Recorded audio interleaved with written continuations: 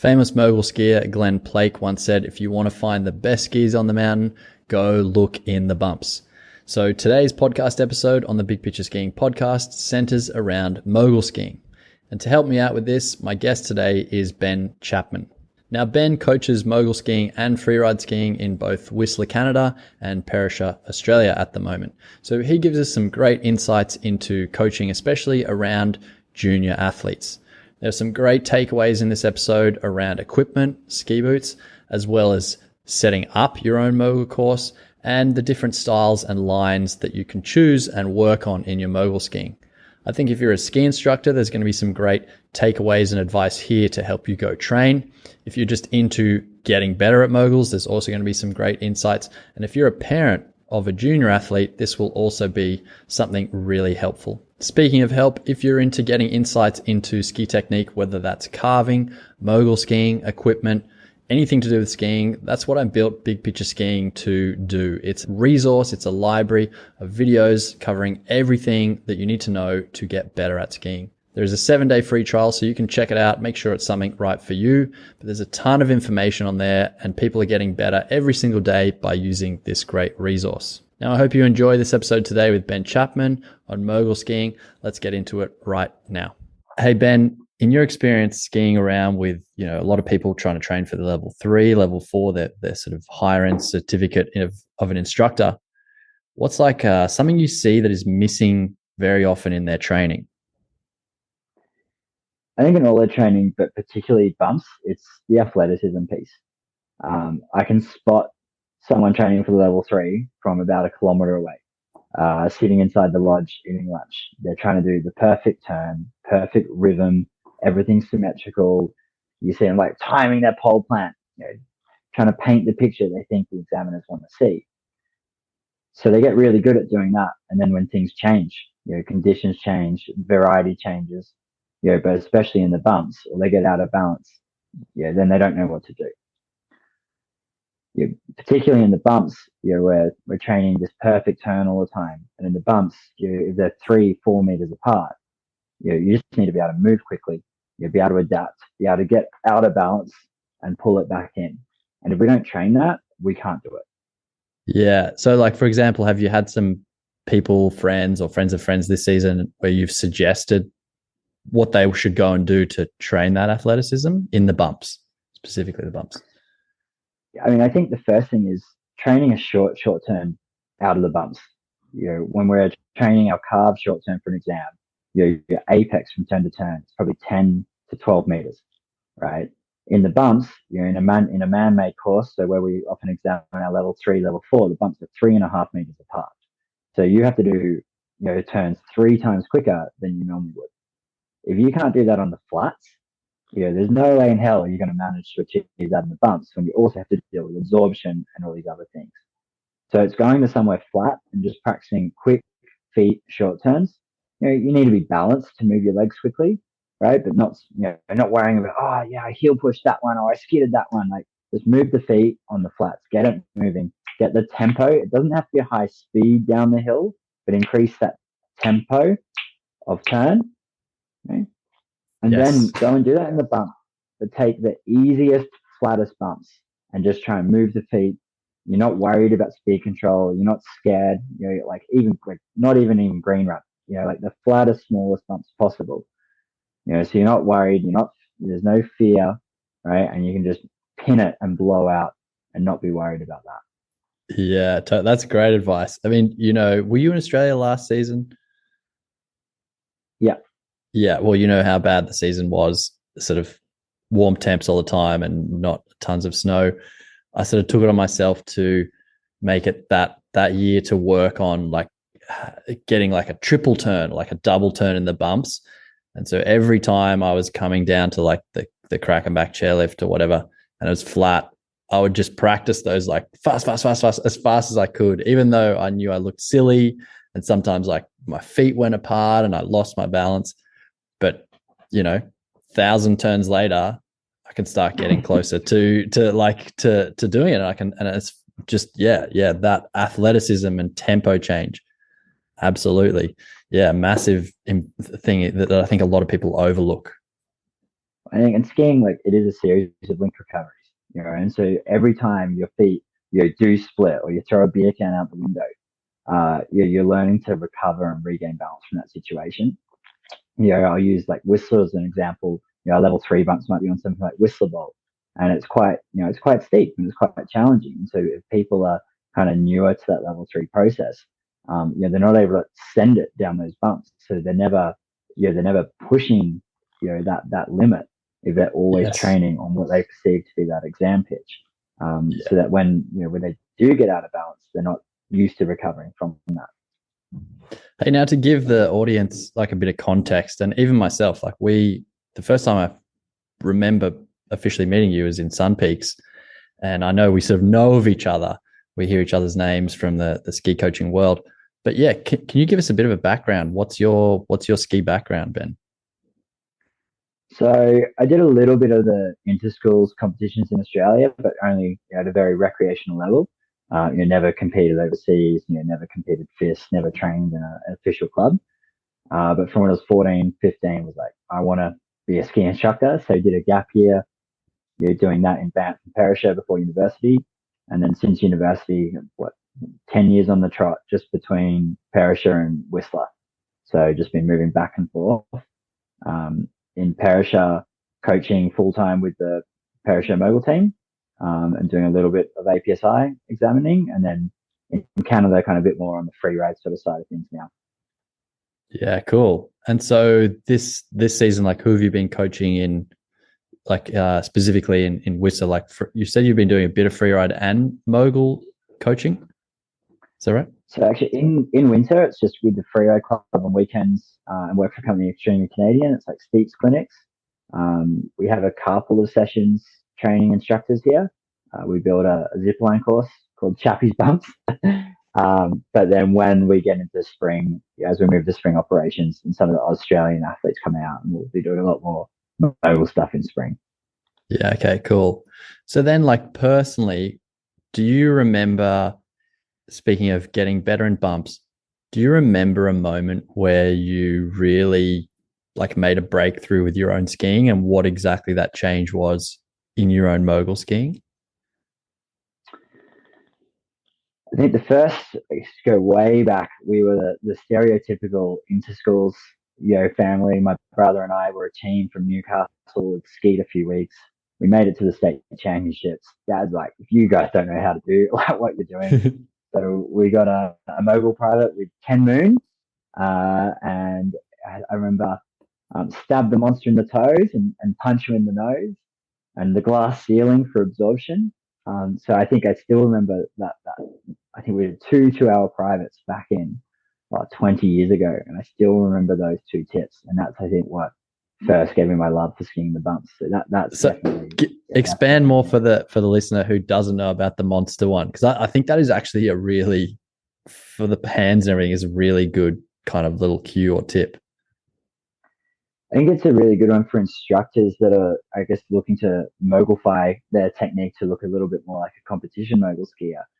Instead of having a big sort of swinging pole plant, right, you want like a really kind of light, delicate touch.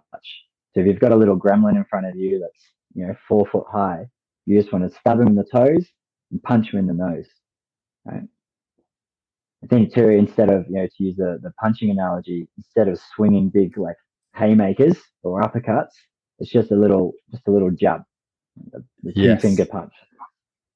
Yes. Yeah. Because a lot of people that just ski kind of free bumps, the pole plant tends to be made and then left behind, almost like they've stabbed the dude in the toes, the little 4-foot dude, and then almost like pulled away, like they don't want to get bitten, kind of thing, instead of just that helps. through. It keeps you centered, keeps you moving down the hill.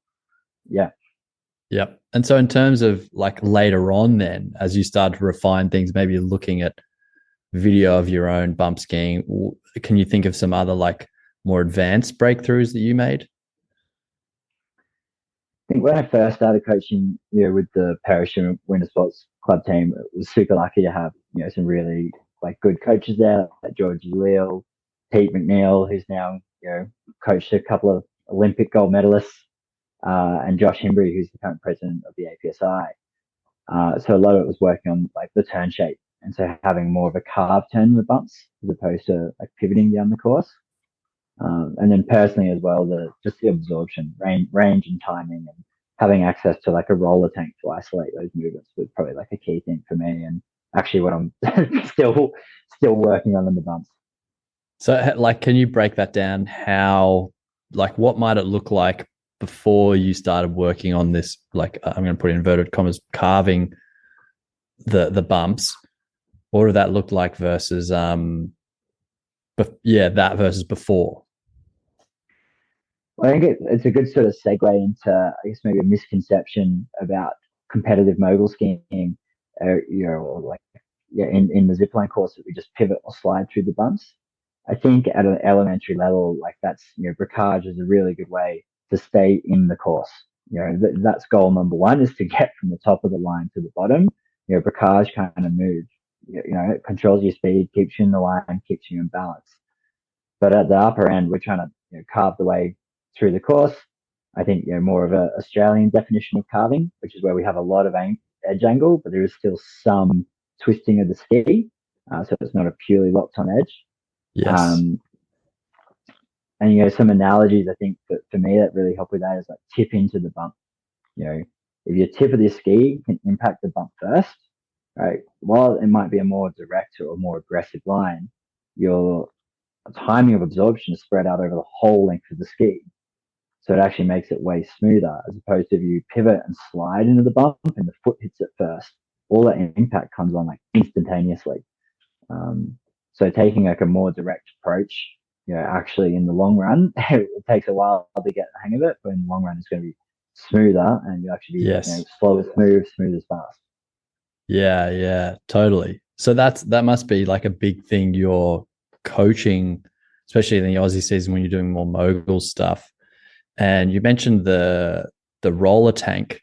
I was recently in Japan, and a few of the places I went to, they had that, and I think that's such a valuable sort of bit of terrain for people to learn on. Do you want to just talk about the roller tank, what it is exactly, and if people see one, what would be like 2 things they could go try on it? Yeah, from like a competition sort of mogul setup, we'll build a wave tank or roller tank where we kind of have maybe 6 to 8 kind of rolls, just pushed up by the cat, probably 6 meters apart, so slightly more spaced than they are in the course. It just allows us to isolate that movement and can just hike it, repeat a lot. How flat or steep is it? It depends what you're working on. Generally very flat. We often really isolate the movement where we're just going in a straight line and purely working on the absorption. Some places will build more of like a ski across roller tank where they're a little bit larger rolls and a bit smoother. And so you can actually work on like the timing of edge change in the transition over the rolls as well. Without access to a roller tank, spines like running along the edge of groomers. You go up and down a spine, recreates the same feeling. Or coaching kids, traversing a free bump mogul field at high speed, or even at low speed, and then building up the speed, isolates those, that same movement. In terms of the movement we're looking for is, 2 things I think, like range of movement. A lot of us don't have enough range. I guess comes back to that athleticism piece we were talking about earlier. You think most mogul skiers are in a look pivot binding. A bit crude, but I say try and jam your binding up your ass. That's how much range we want to unlock. And then secondly, and this is where I think a lot of instructors get a little caught, is trying to have most of the absorption coming from our ankle and knee and keeping that kind of chest upright. Yes, yeah. And so working on that in the roller tank on the flatter terrain just takes away a lot of the elements that people find are sort of intimidating. Like, is that what you find when you get people to say, zip line, hey, let's step away from that. We're going to work just on maybe the range piece. Is that, if you had a roller tank, is that what you would go and do as a progression to help that? 100%. There's so much going on in a bump field, and it's all happening, quickly, and there might be fear elements in there as well.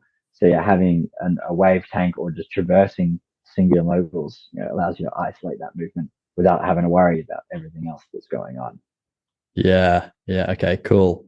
And do you use the roller tank as well for sort of teaching the carving, sort of like that piece?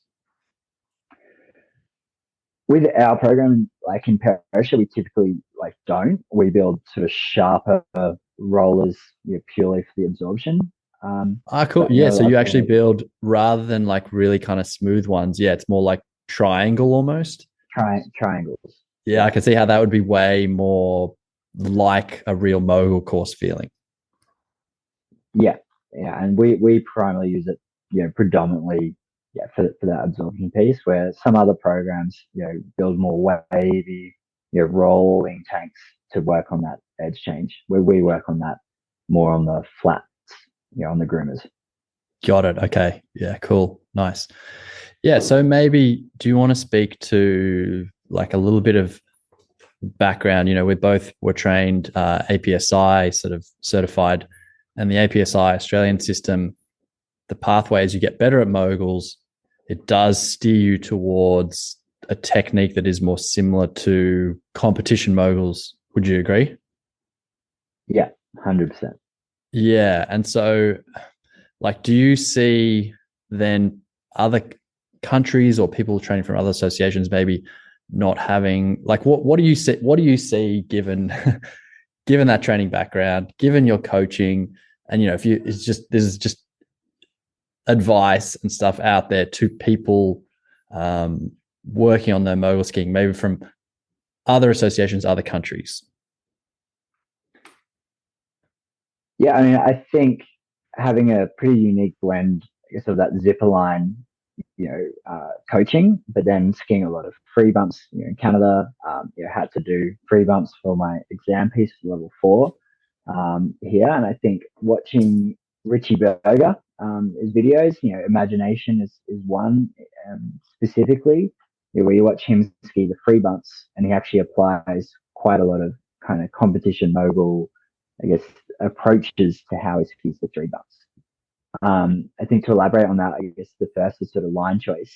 Instead of, you know, crossing over the top of a bump and going like really loopy across the hill, as much as I can, I'm trying to ski almost what I call the inside wall, of the bump. And so staying in kind of that zipper, even in free bumps. Obviously, as it gets steeper, that gets trickier. And that's where training that, athleticism piece is definitely something, I go, early season, I just hammer, shale slope Whistler bowl, in Whistler. And, I'll throw every third turn, I'll throw a beer can out the window, which is teaching to recover from that. So when we're skiing a free bump mogul field, what we typically find in, North America, Canada, and we have the rhythm change, so you got bump, bump, bump, bump, and then a big space to another bump. We often choose a drawn out longer turn. And I think that often like it slows down the rhythm, but it also can put us, into a skid, can, disrupt us, put us out of balance. It slows down the rhythm. And I've stolen this analogy from Guy Hetherington. So I guess credit to him and sort of built on it. But I like to think of skiing bumps as a bit of like a dance with the mountain. Now a waltz, a ballroom waltz, is elegant, and it's smooth and it is beautiful to watch. But with my own skiing, I'm trying to be, I guess, as exciting as possible. So I'm kind of aiming up for more of like a tango or even like a salsa, you know. And so when we have that disruption of rhythm, if I can do two quick turns on one bump, so I can actually up the tempo instead of slowing the tempo down, I think that's going to make, my skiing like more exciting. And so that might mean, you have one 5 meter long bump, you've got to do two turns on it. And so, you've got to use a lot of ankle knee angulation. You can't get your hip inside of the turn. You don't have enough time, right? Or you can even use a dolphin turn move to air it. So instead of doing one drawn out turn that's going to lead me into a skid, maybe push me into the back seat, push me inside, slow down that tempo. If I can do a dolphin turn or a double turn on one bump, that's my, I think of, the tango where you let your partner down to the floor and, pull them back up. That's that sort of pizzazz moment that have people watching. Like, that's exciting skiing that I want to watch. Yeah. Yeah, I totally agree. I've been thinking about this because, as you and I are not competing, but there's still an element to our skiing that we try and work on where it's not just we can ski down this black mogul run. There's a point where it's actually enjoyable to work on the things you're talking about, like excitement, style, you'd even, call it. Like, you must look at your own video and you kind of go, oh, I wish I want to change this about it, or that doesn't appeal to me just visually. Like, sure, you're still getting from A to B, you're in control, all those sorts of things. But yeah, do you want to speak to that? Because that's certainly something I enjoy about skiing. Is it's not just about being completely functional. I do like style, and I think that's why you get drawn to certain skiers like Richie Berger and Ryuji, that Kuwabara from Japan, because they have these styles that really like showcase their kind of personality and the way they interact. Do you want to speak to that in terms of your thoughts on that? If you're trying to, have a style, or how much you appreciate that, or I mean, it's actually going to be easier for me to take that to my big mountain skiing or the freeride skiing, which I do a lot of here. And so you see, some of the freeride club coaches or some of the pro skiers, around, they might have, a super chargy style. They ski everything like super fast, super full line. They're skiing, through all the bumps, as they're skiing down. And sometimes I like to do that. But a lot of the times I'm trying to be like more flowy, and so smoother and trying to like use the terrain to my advantage rather than like fighting against it. Or, like holding on for dear life through the bumps. That's something I'm definitely, I guess, trying to add my style, into my like free ride and big mountain skiing, um, for sure. And then, in the bumps, if one of our sort of criteria in the CSA level four is maintain snow contact at will. And so I'm sort of trying to look to get airborne as much as I can as it suits the terrain, and the rhythm. I've got caught out where I've tried to force an air where the bumps, didn't work, and I'm slamming into the upside of a mogul. But wherever it works, if I can do 3-4 like dolphin turns to change lines in the bumps, like I think that looks awesome. if I wanted to build my own mogul course, what have I got to consider? What have I got to do? So two methods, right? We've got, all like sort of World Cup courses are built with the snow cap, what we call pushing or like a cap build. But how we build, most of our like development lines is just what we call skiing it in or flagging it. Some clubs in some countries, use stubbies. We use garden marker flags. So you can buy, 100 garden markers for $30 off Bunnings.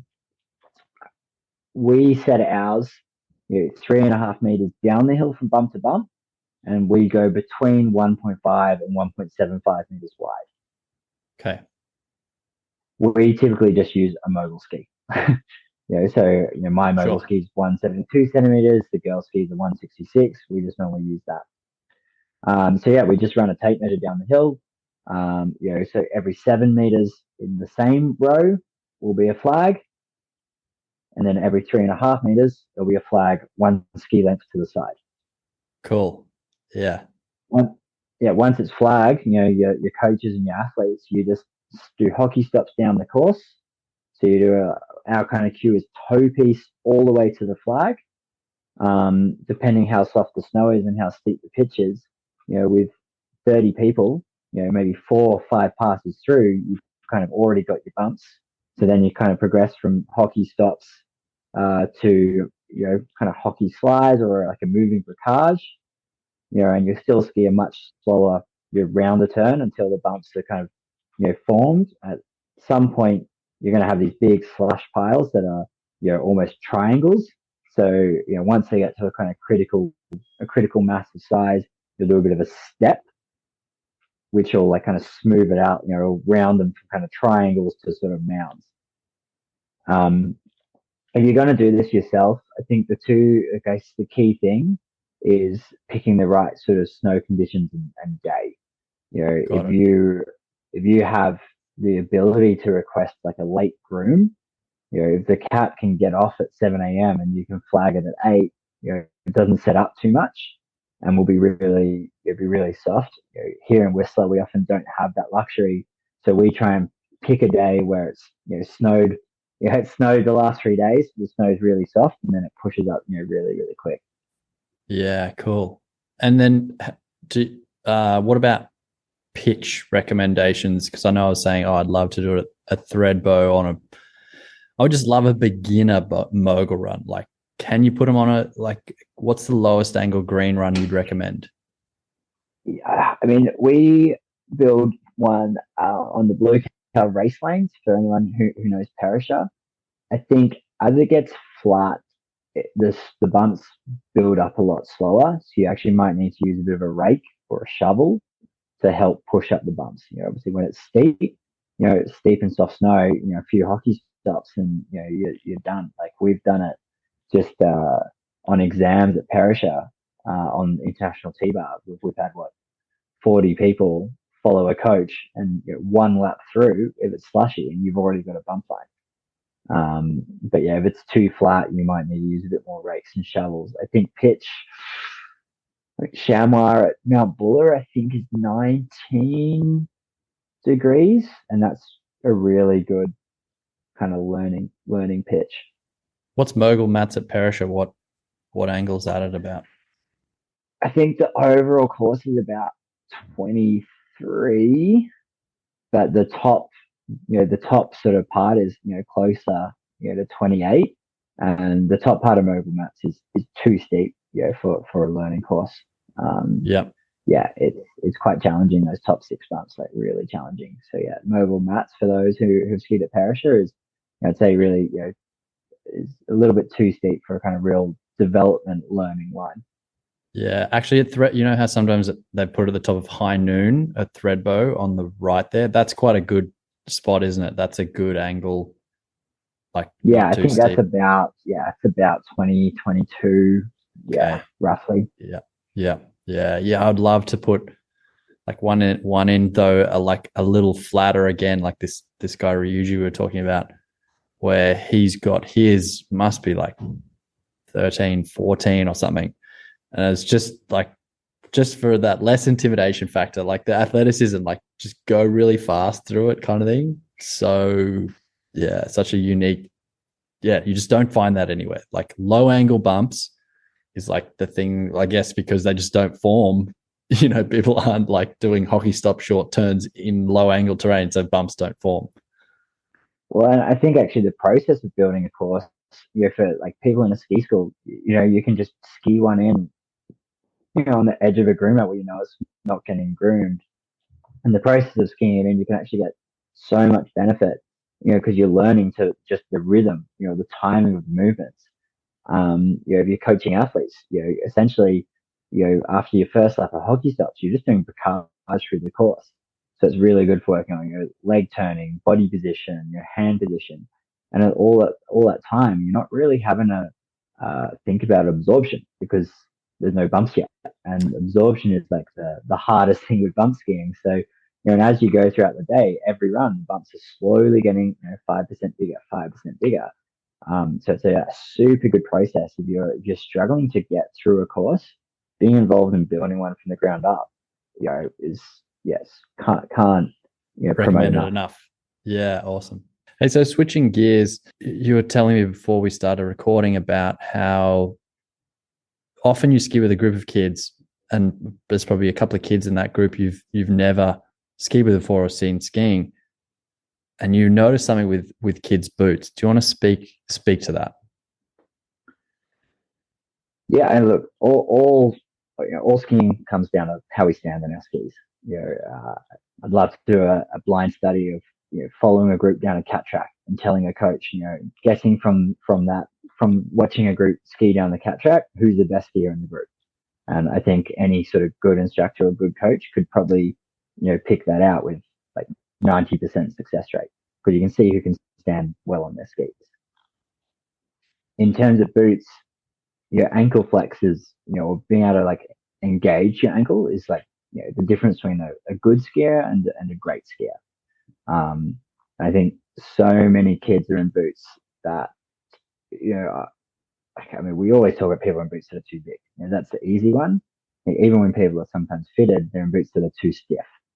Um, so if you can't actually flex the boot, or we were talking earlier, we sometimes see kids that they might be able to bend their ankles, their shin's moving, but it's moving inside the boot. The actual plastic of the shell is not moving with them. It's going to make it really hard to stand in your skis. And if you can't stand balance in your skis, you can't really do anything else to a super high degree of precision. You were saying though, like almost, you often get given a new group of kids.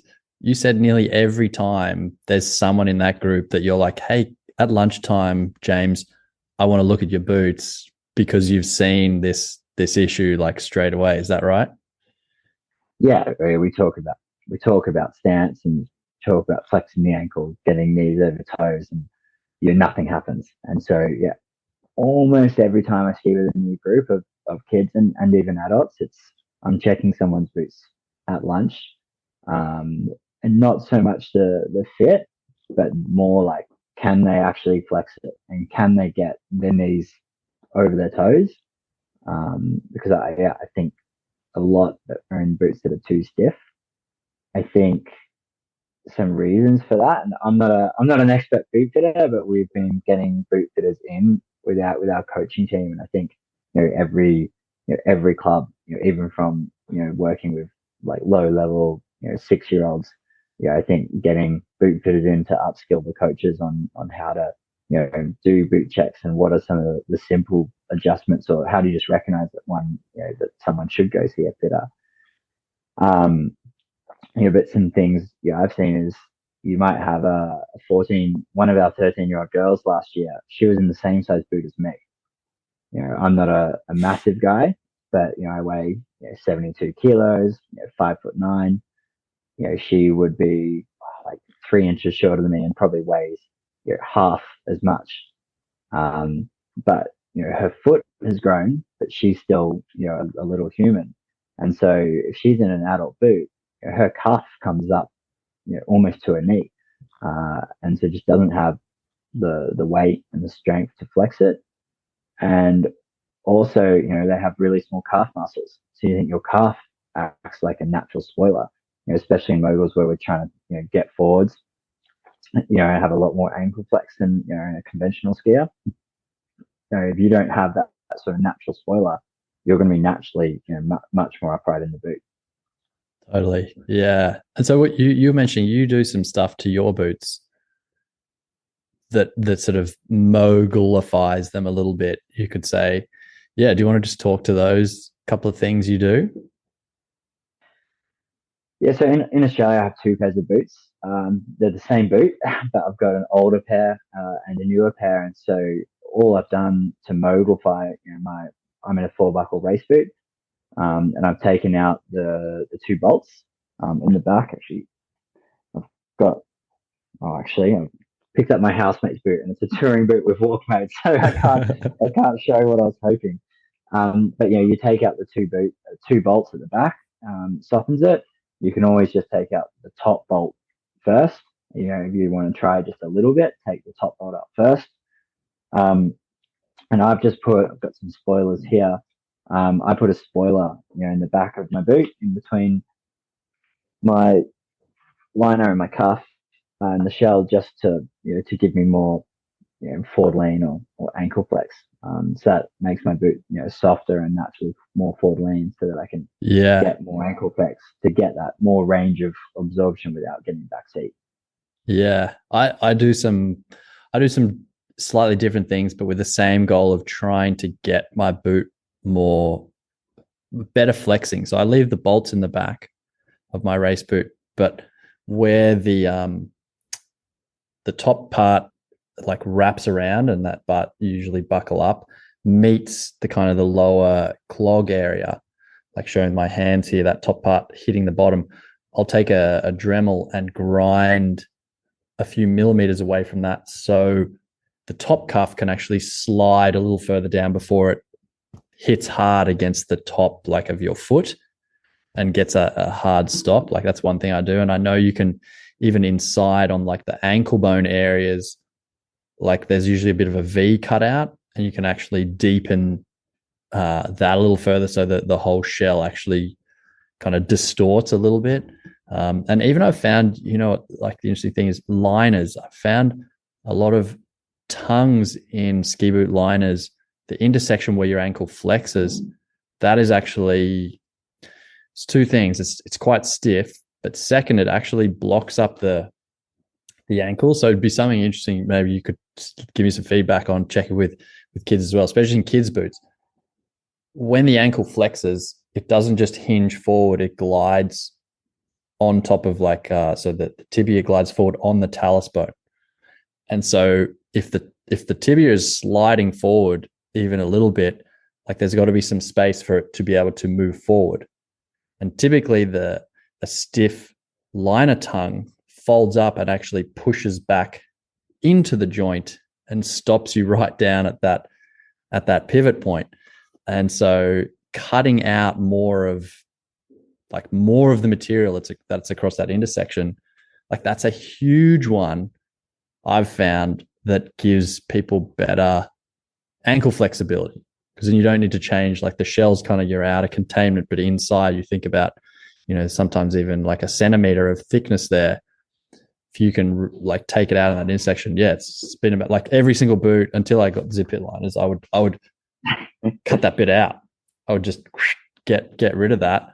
And their liners even have this cutout type section. Some do, but anyway, digress there. That's just getting into the weeds here. Yeah, but I just think it's like, I think you're so right. And as you see it with all, like every group, one or two kids, like every week that you haven't met, you're like, hey, can I check? Can you flex your boots? Can you flex your ankle in your boots? It's such an important thing. You're not really going to go far if you can't do that. Well, I think just to touch back on, for those listening, I've got a ski boot here on the video. But what you were just touching base on, and this is why I think a lot of competition mogul skiers are in a 3-buckle. A lot are actually in a 4-buckle boot as well. But you were talking about this. That's right. Between the third and the second buckle, actually, you're hitting the plastic, and so stopping you from being able to flex your ankle. Something I only just recently found out is, while boots go up in every size, the upper cuff part of your shell only goes up. It only changes every 2 sizes. There you go. That's something I didn't know, but that makes a lot of sense as to why, like sometimes it's more. Wow, super interesting. So I can't remember, which way is which, but say for example, if a 25.5 and a 26.5 boot both have the same upper cuff, then your 25.5, your upper cuff might be hitting when you flex, and that's where you can cut out plastic, like just below on your sort of third buckle kind of plastic strap. Totally. I've explained that really badly, but that's something. No, that's really, really, it's like the proportion between the upper and the lower doesn't change proportionally. And so then you get too much thickness. That second, third buckle interaction point, like it's gonna hit and block up. So, I mean, I just think, as you can hear, Ben and I both just modify stuff. And some of the things you don't need to go see a boot fitter. I think it's great. Like they'll have some great ideas and can quickly do it. But if you've got some tools at home, some of that stuff you can experiment with with yourself. I think anyone coaching kids, for the first weekend of your season, I think, having a backpack with a bunch of, spoilers in your backpack, almost any boot shop you can go and they can, give you a handful. It's better than going in the garbage bin. Yeah, and it can work wonders. I mean, we were mentioning earlier, you have to be careful with some of these things because if you pitch someone too far forward, it might have a negative effect where they point their toes. They feel like they're gonna fall forward out of their binding, so they actually point their toes and can by pushing them more forwards, you can actually get them more back. So something to be aware of. But definitely you can put a spoiler in at lunch and take it out at the end of the day. Yeah, I know. I've been doing some reading on constraints-based learning, which Sasha Rierick, this guy, former US ski team coach, he put me onto. But anyway, a big thing they talk about in that approach to coaching is like going the wrong way, like doing things. So I think even if you do push someone too far forward, there's a huge learning experience in that like, oh, I've never felt that before, but at least you've better reference point.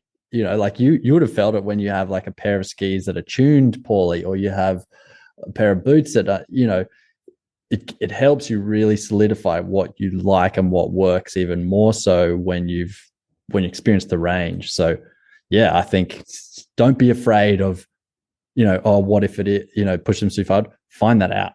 Just find it out, you know, and then pull it out if it's no good. But it's a great learning opportunity. Yeah, and if it works, you know, then like if you're not using your ankle joint, then you're never going to ski to a high level. And we've definitely seen sometimes, you know, simple modifications, even getting a booster strap, you know, to limit, you know, the kids with those really small calf muscles moving around, you know, inside the upper part of their boot.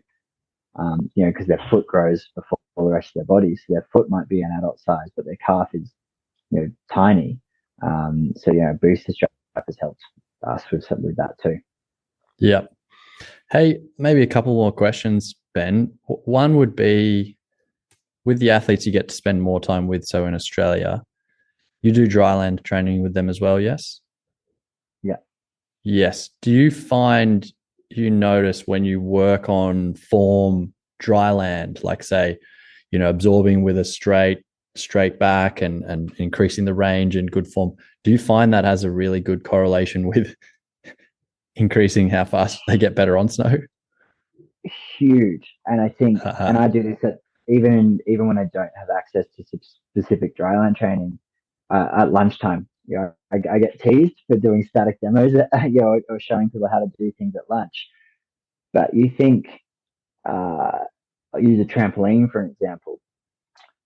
You know, in 2 minutes, you can bounce, you know, 100 times on a trampoline, and you know, try 50 spread eagle star jumps. If you're going to go out on snow, you know, you might do a lap through a terrain park, you know, which might have 5 jumps, and a lap through a park might take you, you know, if you're skiing with 8 kids, that's going to take you, you know, maybe half an hour. So, you know, you can get infinitely more practice time, you're doing things inside. You can also see more what's going on. You know, if you have people that, you know, in joggers and exercise clothes, you know, you can see what's happening. Whereas, you know, if you're in ski boots, you know, you're talking about minute changes, you know, very precise changes in your ankle joint, or, you know, switching on muscles. It can be really hard to see that when you've got a 14-year-old teenager in a triple XL hoodie and a triple XL pants. You know, it's much harder to see. So yeah, I think, you know, dryland gym training, but doesn't have to be, you know, it could be 10 minutes at the end of your day, you know, your indoor session. Doesn't have to be exclusive to those who are in high performance programs with access to trampolines and gymnastics and formal gyms. You can actually, you do this in indoors, you know, instructor training, you know, all that stuff as well. Yeah, nice. Yeah, I would totally agree with that. Sometimes those days where in Australia, when it starts raining and you're going for like a bit of a break, sometimes those are the moments people remember most, because you go, well, may as well use this time, take ski boots off, check people get what I'm talking about, you know, yeah, without being on snow. Yeah, cool. And then the other thing I was going to ask about was, we talked about boots. You know, not telling people to go out if they want to get better at mogul skiing and buy a mogul ski, but are there some things you tend to like or would recommend if someone was, say, next season they want to work more on their mogul skiing? What sort of skis would you suggest they get? Yeah, I think for your recreational, you know, skier, like someone, you know, who's super interested, you know, in it, like to buy an ID1 specific mogul ski is, you know, $1,100, you know, plus bindings. Um, some simple alternatives. I think often people think of a slalom ski because it's short. Especially if we're talking about the zip line bumps. The slalom ski has way too much radius, so you're gonna like hook up and shoot across the hill. So the best is an old giant slalom ski, and so not a FIS GS, like a recreational Masters GS. They're 20, 21 meter radius, pretty straight and skinny, so pretty similar to a mogul ski. I'm not sure if it's possible on all skis, but I used to have a pair that I mounted flat as well, so it took off a race plate. An old GS ski without a race plate is essentially a mogul ski. Yeah, sweet. So, and if people are going to be, say, speaking to North Americans, and they want an all mountainy type ski, you just say take that idea. They're like, look, I want to get 80 plus underfoot or something. Same idea, right? Just straighter is the idea. Like too much side cut, and this idea that a short ski is going to be easier to ski in the moguls. Do you want to maybe like help people understand why actually maybe not so short and turny is not good, and a little bit straighter and longer is going to help you? Yeah, I guess to clarify, we're talking a little bit more now, a bit more targeted towards sort of your zipper line moguls, competition style moguls. But the ideal is to ski quite carved and direct, so you're not twisting the ski, across the hill. The less you twist the ski, it's if you're just starting out and you have a lot of twist, a lot of pivot down the course, that's where a long ski is you're gonna find tricky. But yeah, as we get to the more advanced level and you're skiing a more straighter direct line, it's more about like the skinniness of the ski, so that you can roll from edge to edge really quickly. World Cup, kind of the men are roughly skiing 2.5 to 3 bumps a second. So to edge change from edge to edge to edge 3 times in a second is going to be pretty tricky if your ski is 100 mil underfoot. And what about, can you speak to why you would take the riser off of a race ski and ski it flat on the deck? What do you feel that you like about being flatter on the deck? I mean, for me, the biggest thing is just the weight. The skis way lighter. I'm not sure the exact. I'd say my GS skis would be double double the weight of my other skis, and part of that is a heavier construction, but a lot of that comes from your race plates. So the main thing is weight. Again, we're going to do 3 turns in a second. A lighter ski is going to be it's going to be easier, more nimble to achieve that. Yeah, and you're also just closer to the ground. You've got more responsiveness. Yeah, cool, awesome. Well, I really appreciate the time. By the way, people call you call Ben Chappy. So thanks for coming along on the podcast, Chappy. If people want to find out, more about yourself, and maybe their kids are into joining a program in Australia, in Perisher or over in Whistler, is there any way they can get in touch with you?